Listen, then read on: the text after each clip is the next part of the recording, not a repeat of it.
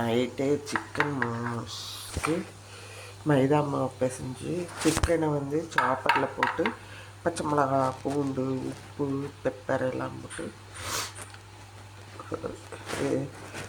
சாப்பரில் போட்டு ஊற்றி எடுத்து லைட்டாக எண்ணெய் விட்டு ஒரு வதக்கி எடுத்து வச்சுக்கிட்டேன். மைதா மாவை பிசைஞ்சிட்டு அப்புறம் இது மாதிரி மோமோஸ் பண்ணி இது மாதிரி பிளேட்டில் போட்டு இந்த கவர் போட்டு க்ளோஸ் பண்ணி வச்சுருந்தேன். ஆக்சுவலாக இப்படி உள்ளுக்குள்ளார இது போல் ஃப்ரிட்ஜில் வச்சுருந்தேன்.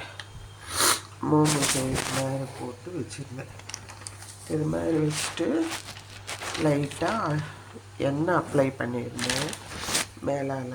இப்போ எடுத்து தண்ணியில் வேக வைக்க போகிறோம்.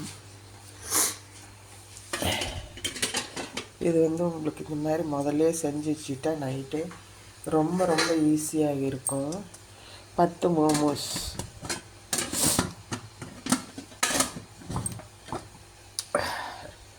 வந்ததுக்கப்புறம் பேக் பண்ணிவிட்டு காமிக்கிறேன். ஓகே, வேகணும் நல்லாவே, ஒரு 1/4 மணி நேரம் வேகட்டும்.